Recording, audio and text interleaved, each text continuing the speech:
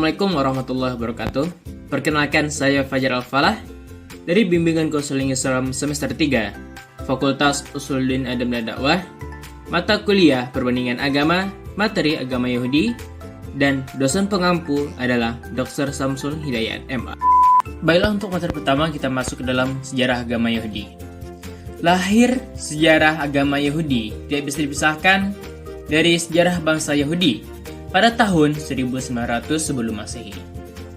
Ibrahim atau Abraham bersama pengikutnya melarikan diri dari Mesopotamiya untuk menghindari tekanan dari penguasa zalim, yaitu Raja Namrud.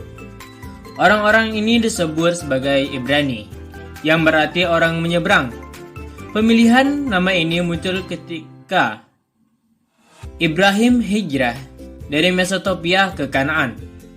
Ia harus melintasi sungai Efrat. Sejak itu, kelompok ini dan keturunannya menjadi satu bangsa yang dinamai bangsa Ibrani. Yudais atau Jewish atau agama Yahudi menempati posisi sangat penting dalam sejarah agama-agama di dunia. Agama ini dianggap sebagai agama monoteis tertua dan memiliki peran sangat besar dalam memberikan pengertian tentang karakteristik agama-agama silam di Timur Dekat. Selain itu, agama ini memiliki hubungan yang sangat erat dengan agama Kristen dan Islam, serta mempunyai peran penting untuk memahami sejarah bangsa Yahudi dan mengetahui gerakan Zionis modern. Sepanjang sejarah perjalanannya, agama Yahudi dikenal lebih dengan satu nama. Karena banyaknya nama tersebut, seringkali terjadi kekeliruan tanpa membedakan antara nama dalam tulisan Arab dan pada umumnya, khususnya tulisan-tulisan di majalah dan koran yang menggunakan istilah-istilah Ibrani, Israel, dan Yahudi, tanpa membedakan mana-mana dan indikasi dilihat dari historis dan agama.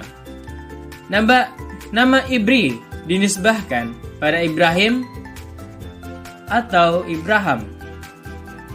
Akar ini mengandung kata makna pindah, melakukan sesuatu perjalanan atau menyeberang dari suatu tempat ke tempat lain. Dengan demikian, kata Ibri bisa diartikan sebagai orang yang berpindah. Nama Israel mengandung dua pengertian. Yang pertama bersifat umum. Nama ini disematkan pada Israel atau Yakub, sedangkan pengertian kedua mengandung makna khusus, yaitu nama Israel yang mengisyaratkan kepada kecenderungan politik dan geografis, yakni kerajaan Israel di utara.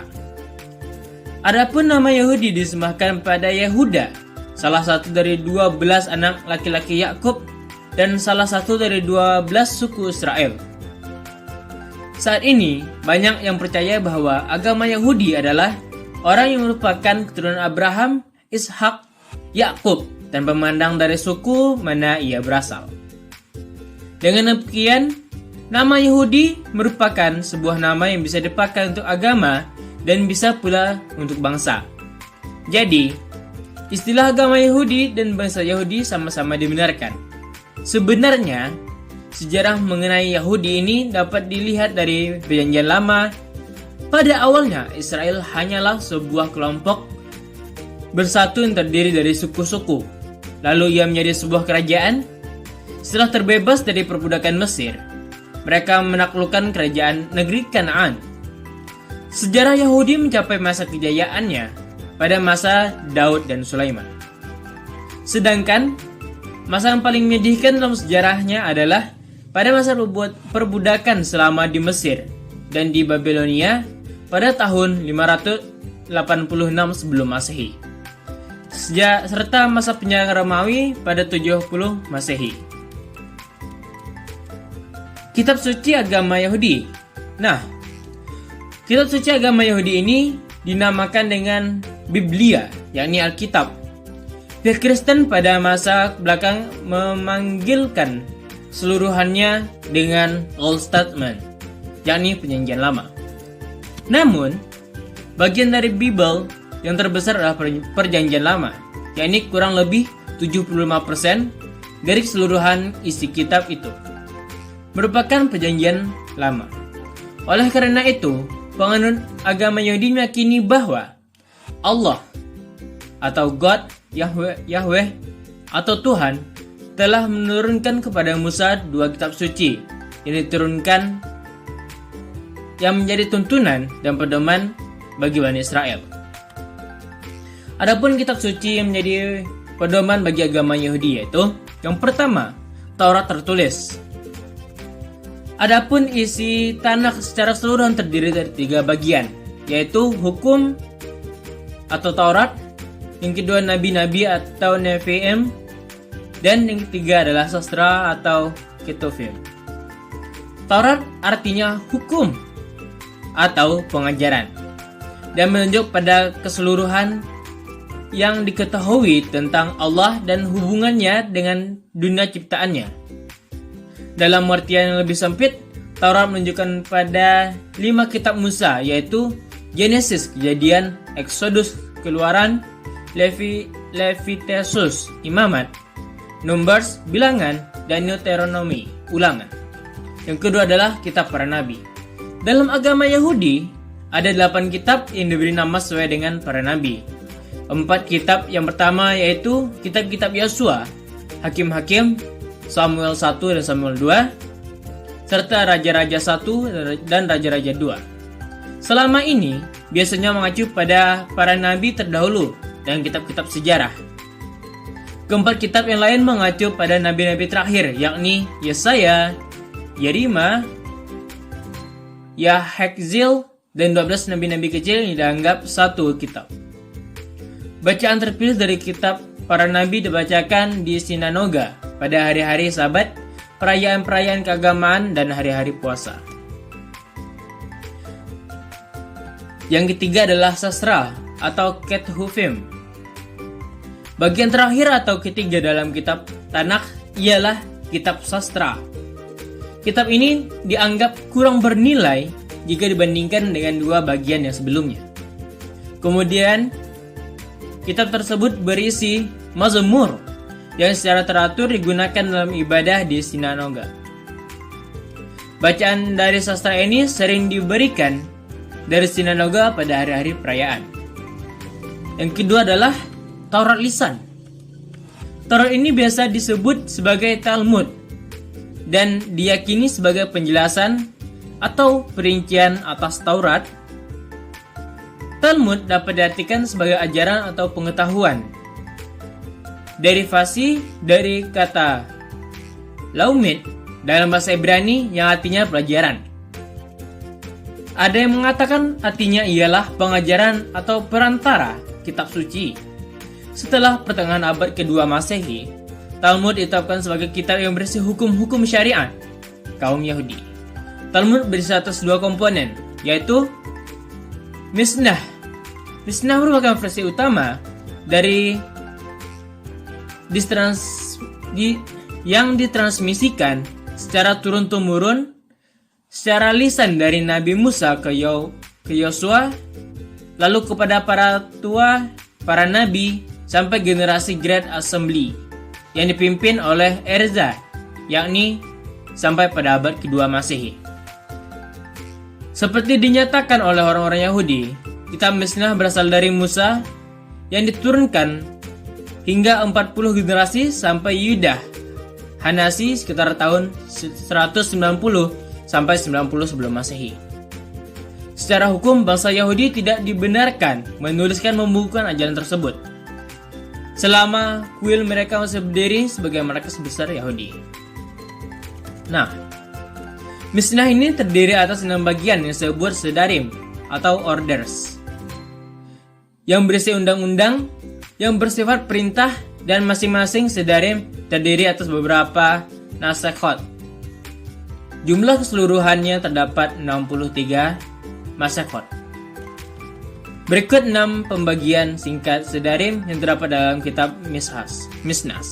Yang pertama adalah Zeraim, berisi pembahasan mengenai masalah pertanian yang terdiri atas 11 bab.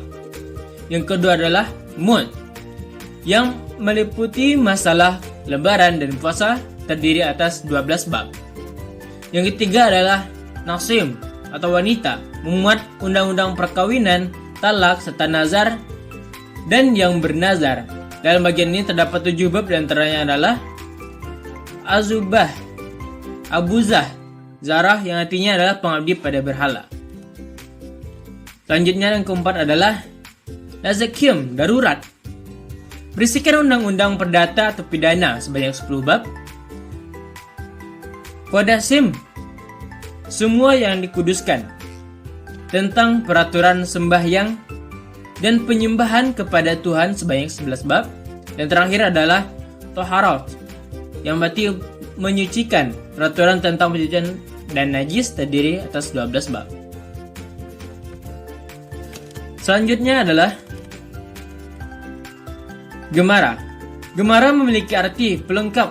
Bagian ini merupakan versi analis atau pelengkap atas komponen atau komentar terhadap Misas. Karena baru muncul dengan versi yang berbeda-beda setelah generasi Grand Assembly. Penulisan Gemara diawali oleh 2 orang putra Yuda Hanasi, yaitu Hakhom Gamaliel dan Hakhom Asi, yang disebut dekat dengan sungai Eurofat. Surah dari tahun 365 sampai 425 sebelum Masehi.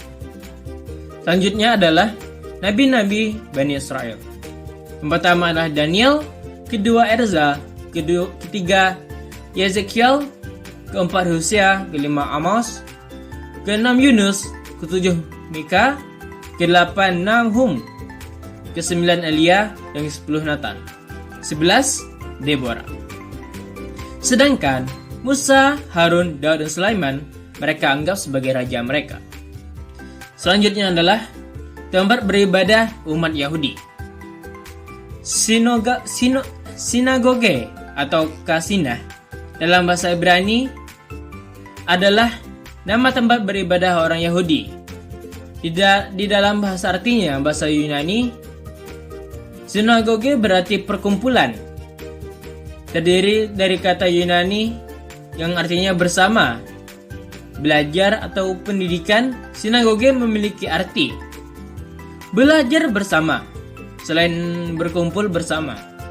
Kata tersebut merupakan terjemahan dari kata Ibrani Eda yang berarti jemaah, sehingga pengertian sinagoge yang sebenarnya bukanlah suatu tempat atau gedung tertentu, melainkan persekutuan. Selanjutnya adalah ajaran-ajaran pokok agama Yahudi. Ibadah dan upacara agama Yahudi mereka lakukan adalah: yang pertama, sembahyang dan doa yang dilakukan 3 kali sehari. Yang kedua, puasa wajib yang diwajibkan pada hari pengampunan besar. Yang ketiga adalah kurban, pengampunan dosa yang dilakukan oleh para imam pada hari pengampunan besar. Dan kurban kebaktian atau syukur kepada nikmat Tuhan yang dilakukan oleh setiap orang yang mendapat nikmat. Selanjutnya adalah khitan bagi anak laki-laki diwajibkan pada hari ke-8 usia anak itu. Selanjutnya adalah Paskah yang artinya berlaku tanpa diganggu. Mereka melaksanakan upacara ini sebagai tanda syukur kepada Tuhan karena terlepas dari perbudakan Firaun dan selamat. Biasanya upacara ini dilaksanakan dengan jamuan makan bersama dan menyembelih kambing. Para pengikut Yahudi juga menaati dan menjalankan syariat yang berhubungan dengan kemasyarakatan. Dalam hal ini, peraturan-peraturan yang berkenaan dengan perkawinan dan keluarga diantaranya adalah poligami dibenarkan dengan syarat-syarat tertentu. Perceraian diperkenankan bila keadaan sangat kritis dan sangat mendesak. Perkawinan dengan wanita beda agama dilarang. Selanjutnya adalah berzina dilarang, hukumnya haram dan dapat dibunuh. Di samping itu, hukum-hukum mengenai makanan dan minuman pada dasarnya bersamaan dengan agama Islam dan hampir sama. Dalam hal ini, sama halnya dengan ajaran mengenai akidah ketuhanan. Mereka beriman kepada Tuhan Yang Maha Esa, beriman kepada malaikat, beriman kepada Rasul, beriman kepada hari kiamat, dan beriman kepada surga dan neraka. Selanjutnya adalah 10 hukum, perintah atau undang-undang, 10 wasiat. Dalam kitab Keluaran pasal 10 ayat 1 sampai dengan ayat 17 berbunyi secara ringkas sebagai berikut. Yang artinya, akulah Yahweh, Tuhan Allahmu yang telah menyelamatkanmu dari kehambaan Firaun di tanah Mesir. Yang pertama adalah, janganlah engkau menyembah Tuhan yang lain daripada aku. Yang kedua, janganlah engkau membuat dan menganggap arca dan segala bentuk barang yang ada di langit dan ada di bumi, dan yang ada dalam air, dalam bumi. Janganlah engkau menundukkan dirimu, sujud dan berbakti kepada semua benda tersebut. Yang ketiga adalah, janganlah engkau menyebut nama Tuhan dengan sia-sia. Yang keempat, ingatlah engkau akan hari Sabat, hari penghentian semua harkat, hendaklah engkau menghormati dan menyucikan hari itu.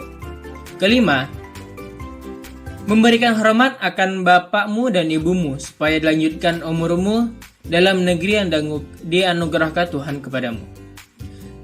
Yang keenam, janganlah engkau membunuh orang. Yang ketujuh, janganlah engkau berbuat zina. Yang kedelapan, janganlah engkau mencuri. Yang kesembilan, janganlah engkau menjadi saksi dusta terhadap sesamamu.